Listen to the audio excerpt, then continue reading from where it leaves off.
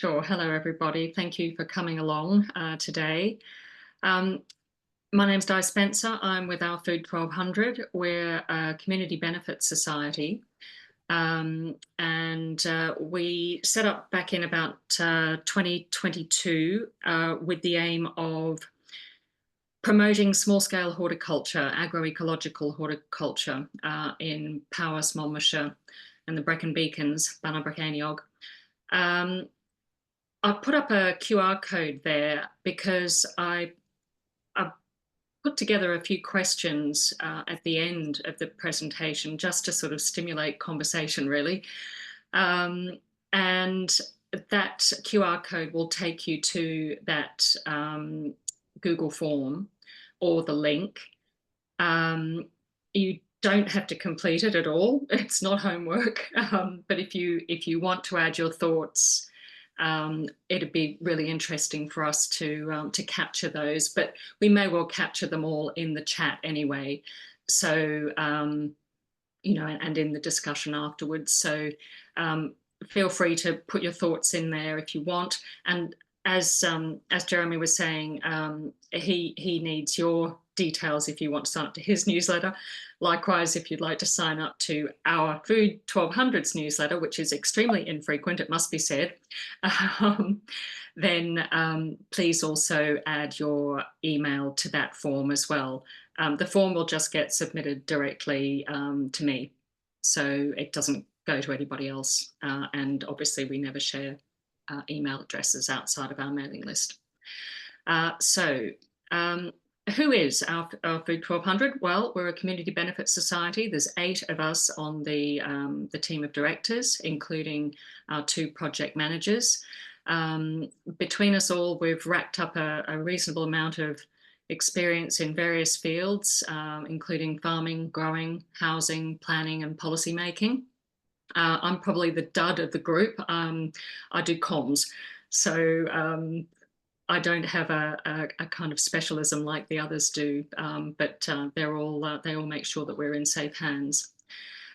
So we work with a bunch of partners: Powys County Council, Black Mountains College, Social Farms and Gardens, Lantra, Boyd Powys Food, Cultivate, and Banner National Park Authority. And we're also talking with Kegan Bobble at the moment, who I'll come to later as an example of something that's being done locally with food security. So our mission is to support the development of small-scale agroecological horticulture across Wales, and there are good reasons to do that. Building a reliable and affordable supply of nutritious food for our communities is obviously the main one. But along with that, agroecological growing helps to cut greenhouse gases and restore biodiversity, and other benefits include job creation and rebuilding a foundational economy. So what is food security? This definition here is from the United Nations Committee on World Food Security. They came up with it in 1996. It's the description that's used by the UK's newish report on food security, and it's a kind of pretty reasonable one. Things have moved on a bit, and there's a lot more now around food security in terms of, it's not just about self-sufficiency. It also includes concepts such as civil resilience and sustainability and food justice. But of course, food security is essential for delivering health, economic stability, and social equity as well. So it's a starting point, really, for us to think about what is food security. So the key threats to to food security, well, we've all seen the impact of climate change. War, political unrest, disrupting food production and global supply chains and driving up the cost of inputs like fertilizer. Trade barriers, an example of that is that there's currently an issue, especially with organic growers getting seed from Europe. That's been an issue post-Brexit. And there's also the issues of decreasing biodiversity, water pollution, soil degradation. And cyber attack is another one. And especially with the supermarket system, the just-in-time supply systems are especially vulnerable to that. And it's the kind of thing that bad actors can really quickly destabilize countries by just, we saw what happened in the pandemic, only ever 3 days away from civil unrest if there's no food in the supermarket. As an example of the problems induced by climate change, 2019 in the UK was the highest cereal production this century. In 2020, it was the second lowest. So there's just not much predictability anymore. And if you're a home grower or a commercial grower, you'll know only too well the difficulty in finding any degree of predictability in the seasons now. We've also had the wettest 18 months on record last year, and that has seriously impacted food production. So how is the world responding? So Canada and Germany drafting comprehensive food plans. France requires cities to have a plan to feed their populations from their rural hinterlands. Latvia and Sweden, this yellow document here, in case of crisis or war, that's Sweden's emergency defense plan. It's a very simple document which sets out what you need to do in the case of war. It's got some great illustrations. And it's a nice snappy read. And Lithuania and Switzerland have national food reserves and stockpiles. So our European neighbours are preparing. What are we doing? Currently no clearly defined food security strategy from Welsh Government or Westminster. The plan till now has been very much leave it to Tesco. I think that picture is actually Sainsbury's, to be honest, but it gives you a picture of what happens if we do. But there is some good news, because the Wellbeing of Future Generations Commissioner Derek Walker has made food one of his central missions. UK government has pledged to include food security in its new food strategy, which will be published later this year. And I've already mentioned the UK Food Security Report. The food policy expert, Professor Tim Lang, is going to be publishing his in-depth report for the National Preparedness Commission next week. So that comes out on the 5th. We will be producing a website summarising Tim Lang's report. I'm told the draft report was incredibly dense. So my fellow director Duncan will be reading and summarising like crazy, and that will be available later this month. So if you'd like to find out about that, please do sign up. Use put your email in, and we can then make sure that you're included on the mailing about that. So looking at a few stats then, UK food. Just under half of the food on UK plates is produced in the UK. We produce most of our cereals, meat, dairy and eggs, although we do export some of that as well. But we rely really heavily on imports for fruit. We import 84%, and we rely pretty heavily on imports for veg, 47%. And that's important because, of course, they're key sources of essential fibre and micronutrients, and we should be eating more of them for health reasons, and also for climate reasons. The key countries we import food from are already facing climate-related challenges. So we've got Spain and North Africa, who are suffering badly from extreme temperatures in the summer, drought, issues with water quality. So we can't keep externalizing those issues. At a household level, food insecurity affects 1 in 10 UK households. Less than a third of people are eating their recommended 5 a day for fruit and veg. And almost a third of Welsh children aged 5 to 10 eat less than one portion of veg a day. There's huge inequality as well. The poorest 10% eat 42% less fruit and veg than daily recommended guidelines. And even the richest are still eating 13% less than the target. So none of us is doing very well. The Broken Plate report that the Food Foundation produces has just come out, and that has revealed that on average, healthier foods are more than twice as expensive per calorie as less healthy foods. And the cost of healthier food has risen at twice the rate of less healthy food over the past 2 years. It's a bit of a kind of a mind thing, that one, but essentially what it boils down to is 1,000 calories of healthy food such as fresh fruit and veg now costs £8.80 compared to just £4.30 for 1,000 calories of processed food. So basically we're being pushed into buying cheap, unhealthy food, and it's not fresh fruit and veg or any kind of fruit and veg. And the result, of course, is an epidemic of diet-related illness, including obesity, diabetes, heart disease, and cancer.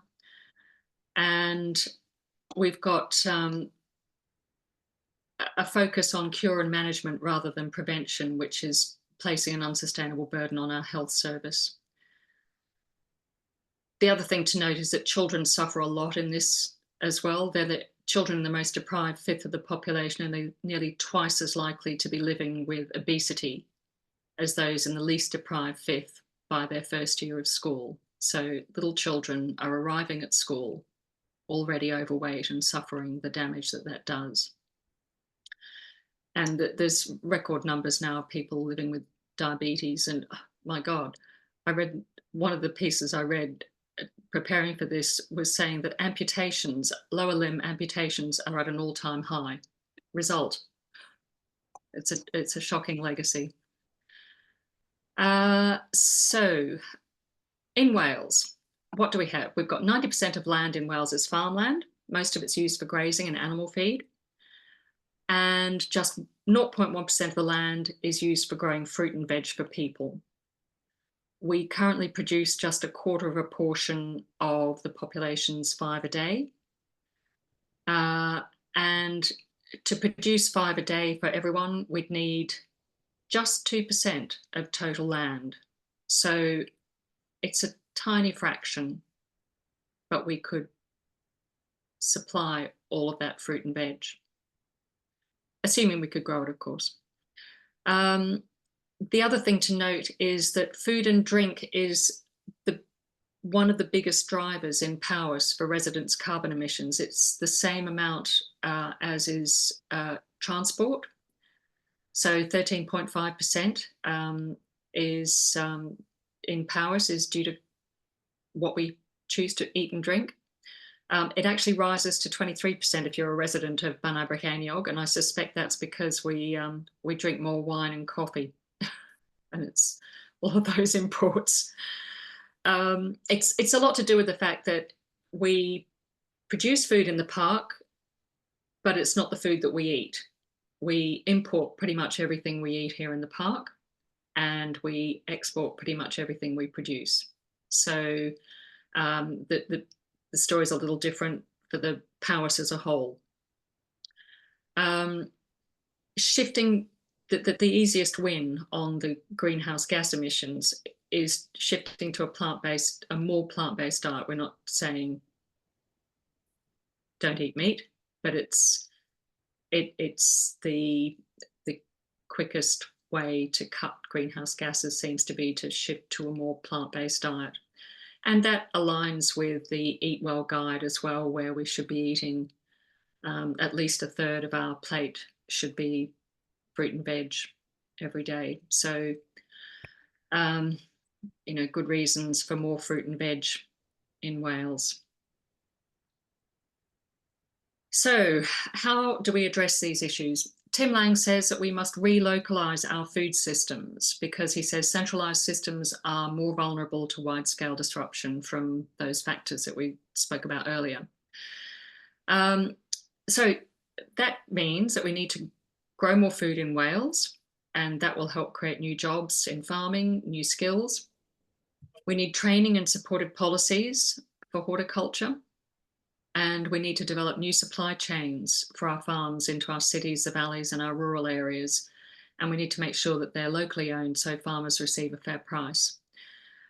We also need plans to protect people from food shocks and supply failures, particularly less advantaged communities. The good news is that change is happening. Last summer, Powys County Council issued planning guidance in support of rural enterprise dwellings for smaller scale horticulture. In basic terms, that means that they're more supportive of allowing growers to live on the land that they're working. It also addresses, or helps to start address anyway, a key barrier to new entrants to farming, which is the lack of affordable rural housing. At the same time, the Wales Horticulture Alliance Group, which we're a member of, is lobbying Welsh Government for additional support for small-scale horticulture through planning policy and recognition in the forthcoming Sustainable Farming Scheme. And the good thing is that they're having some cut through there. So that's very good news. Back in December, Hugh Aranka-Davis, who is the Deputy First Minister and Cabinet Secretary for Climate Change and Rural Affairs, issued a written statement on horticulture policy development in Wales, stressing the need to address barriers to small-scale horticulture development and stating a commitment to reviewing planning policy Wales. In terms of the SFS, the good news there is that the latest iteration reduces the threshold for eligibility for the Sustainable Farming Scheme from 5 hectares to 3 hectares, or crucially, 550 hours work a year, which will allow far more small-scale growers to get involved in the Sustainable Farming Scheme and benefit from that. And we're working through the Wales Horticulture Alliance Group to press for more work to be done on how that payment can be arranged so it's not, as it is currently, land-based. Training and skills are vital for food security. If you can't grow your own food, it's not going to help if you have access to land or if you have access to subsidy, because the kind of growing that we need to do is highly skilled, and it's a lot of work. The good news is in Wales, a training provision for horticulture is good. Farming Connect has a dedicated training program for horticulture, covers loads of things, and they also provide business advice, which is a lot of growers are taking advantage of. We are also lucky to have Black Mountains College in Talgarth offering fully funded tuition. That is just the tuition, not living costs. They offer 2 courses at the moment, level 2 MVQ in regenerative horticulture, which has been running for a few years now, and a level 3 regenerative farming and agroecology traineeship, which started this year. And both of those offer opportunities to learn in the classroom and on farm. And we're working with Black Mountains College to develop more training opportunities. The Future Farms pilot is one of the most exciting things that we've been involved with. Following on from the planning guidance that Powys issued last year, they granted planning permission to the Future Farms Partnership to develop 3 new small farms with high quality housing, demountable housing on 36 acres of county owned land near Newtown. The building work there has started, recruitment is underway, and alongside those 2 processes, there's also arrangements made to train and support the farmers who will eventually move on to Sarn, to help them get the best start there. Powys has also agreed a community asset transfer of the land on a 95-year lease. So it's a whole new kind of way of looking at how public land is being used. And work on the, I think I said that building work is expected to be completed by spring. So the first farmer will hopefully be moving into her home in the spring. So they'll be growing this season. This is just a couple of pictures. This is a map of the site, aerial shot, and we've got the artist's impression there of what the housing will look like as a kind of Nissan hut thing. And there'll be shared facilities on site, or at least a shared work area. So yes, a very exciting pilot that has generated a lot of interest in other countries and across the UK as well. There's other things that are going on as a result of that Future Farms partnership. It's the Future Farms partnership, for those of you who don't know, is a partnership between this Powys County Council, Social Farms and Gardens, Lantra, Cultivate, Boyd Powys Food, Black Mountains College, GLAD Consortium, sorry if I've said that badly, and others who I may have forgotten, apologies if I have. But it's proved to be a really dynamic and useful partnership, that's achieved a lot of really, it's really pushed through to get this going. So they've also, because everything has to be done at once, they're also running training webinars on the new planning guidance, and this is again, big interest across Wales. And 80 people attended, including planners from 8 local authorities and the 3 Welsh national parks. So there is real interest in what's happening around this kind of support for horticulture. And the Future Farms partnership, it was Gary Mitchell, I think, also presented the project at the Oxford Real Farming Conference at the start of January, alongside a similar initiative in Paris. So there must have been a lot of confusion over Powys and Paris. And the topic basically was about how new alliances between local authorities and civil societies can work to protect public farmland and make it work in the public interest. So it's a new way of looking at land. So the local authority gets the benefit of the lease, but the land stays in public ownership and stays in farming, which is something that is not necessarily happening when land is sold out of public ownership into private ownership. We mentioned that supply chains are really important, and developing short locally owned supply chains that ensure profit stays local is one of the challenges, because you need to build demand ahead of supply to stop. You don't want people who are coming into the industry wanting to start in an area. You don't want them cannibalizing each other's markets. So you kind of always have to be one step ahead in building that demand.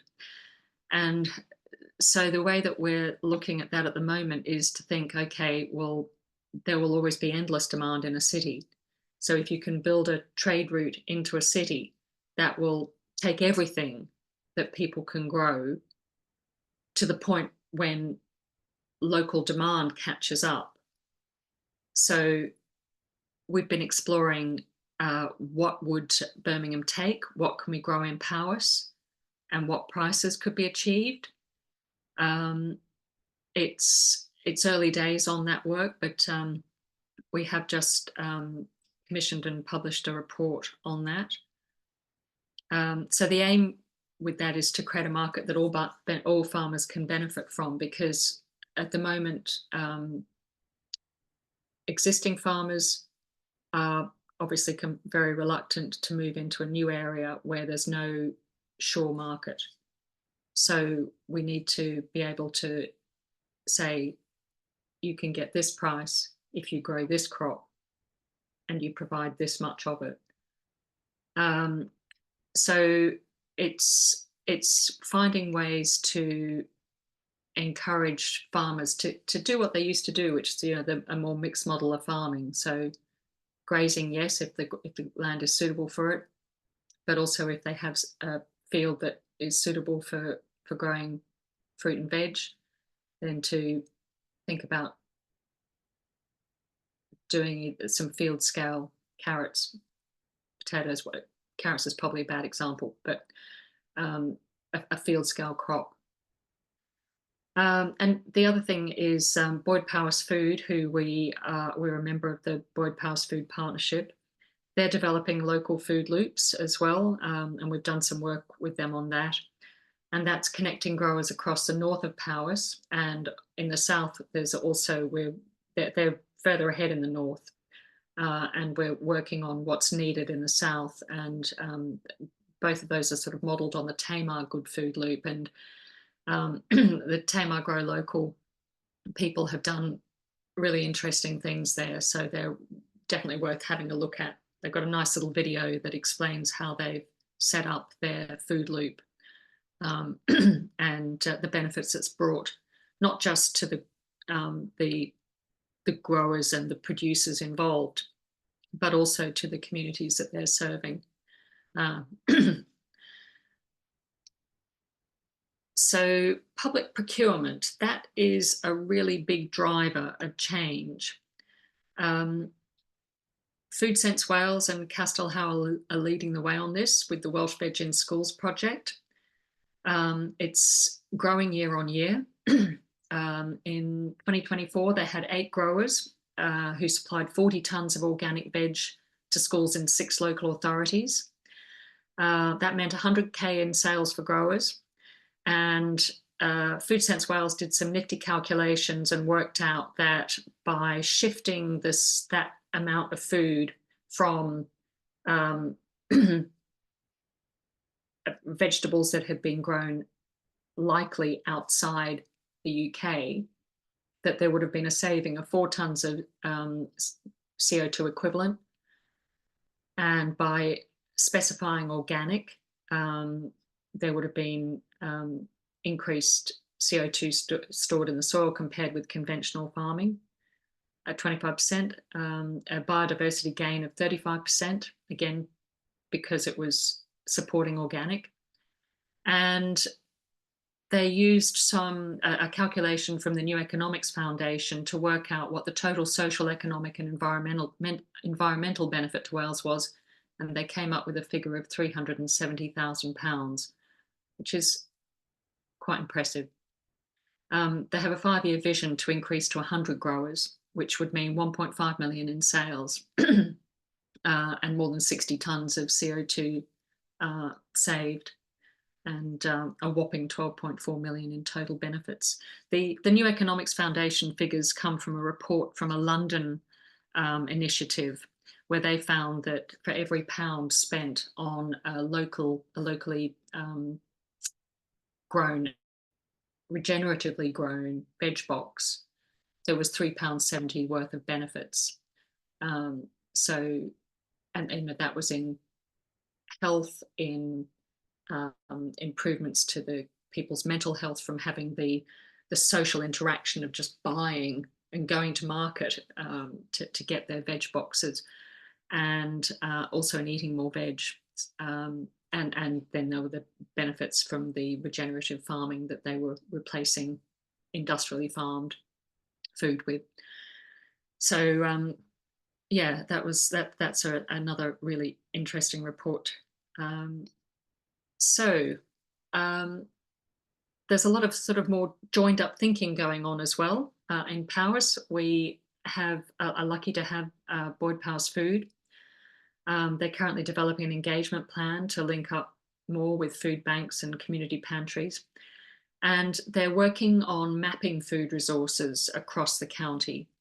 And that's important because it can help signpost residents to services, but also it will help identify areas where healthy food is scarce, so food deserts. And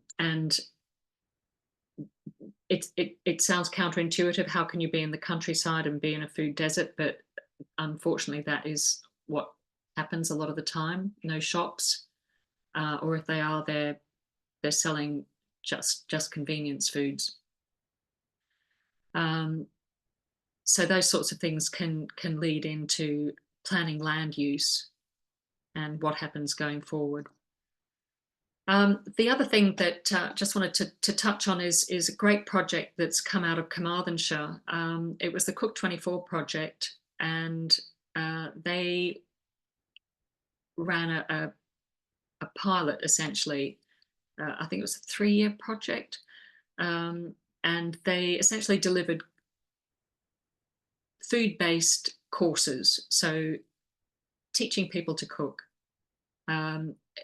working with volunteers in community cafes to give them confidence, um, working with people who used food banks to cook a community meal to help give them the skills and confidence again to cook for themselves, and working in schools as well, delivering a lot of courses in schools, and the food and fun education program during the summer holidays. So all of those things they've found that have had really good outcomes. They have examples of people who've been able to stop using food banks because they've learned how to cook from scratch in a healthy way that doesn't cost the earth.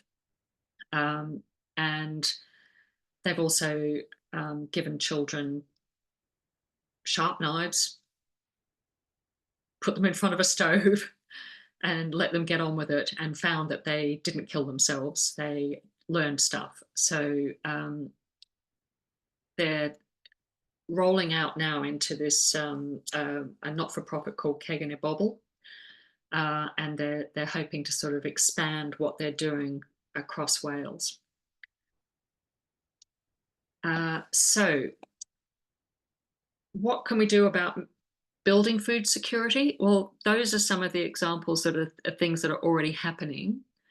Tim Lang would argue that we have to go much faster, much harder, and that it needs to come from the bottom up, and it also needs to come from government and regional government and community as well.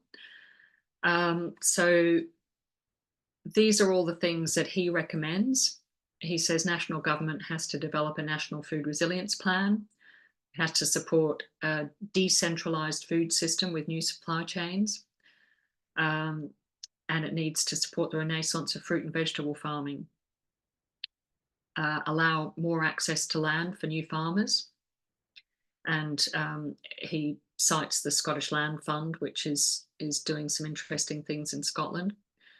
And he also says that we need to get real, and we need to make rationing plans, build warning systems, and engage with the public about risks. It kind of makes scary reading, but if you really want scary reading, then I suggest you read the IPPR's report on the security blind spot, which is quite frankly terrifying. It talks about the collapse of what is essentially the Gulf Stream, and what will happen there if those currents stop running. And essentially it will completely change the climate of the UK. We rely on that for our quite mild maritime climate compared with, say, the States. And their estimate is that if we lose what they call the SPG, the subpolar gyre, then the most productive areas of the UK could lose 57 days of the growing season. In Wales, it's around 18. And that is catastrophic. It means grain production probably wouldn't happen. Um, so, and that's it's a, if this happens, and nobody really knows what the tipping point is there. They can guess it, they can model it, but they don't know. Anyway, it's the IPPR report. It's called The Security Blind Spot, and you need to sit down when you read it. Regional level, Tim Lan recommends that local authorities, public service boards, regional resilience fora, and we have 4 of those in Wales. Sustainable food partnerships, again, we're very lucky. We have sustainable food partnerships in Wales, which are funded, which is they don't have those in England. So we're in a kind of good place there. So he reckons that the regional and local authorities need to build new farming enterprises, which is what we're doing in Powys. So that's good news. And doing all the other things that we've talked about in terms of planning regulations and farmer-owned supply chains. But it also talks about the need for public education and developing regional resilience. And then communities, community action and household action. Communities have a big role to play as well, because community growing can be a really valuable source. It's useful not just for food, but also as a way of increasing, learning skills, retraining, and also we've found with social prescribing, it's great for mental health, and generally makes people happy. So those reasons are all very good reasons for communities to acquire land for local growing. But there's also more stuff that can be done in terms of preparing for emergencies, community stockpiling, distribution systems, working out things like group catering, which is already going on in many communities where they run community meals and so on, but it's a bit different if you're catering for 100 rather than 20. So it's about identifying the groups that are best able to sort of do that emergency response. And at the household level, he recommends that those households that can afford it and have the space should have a bit of a stockpile of tinned foods, dried foods, to reduce the impact of panic buying in an emergency, because we saw what happened with COVID when shelves were stripped like locusts had been through. So it's about doing what you can as an individual, I guess. So that is a romp through. I'm sure I've gone way over time, for which apologies.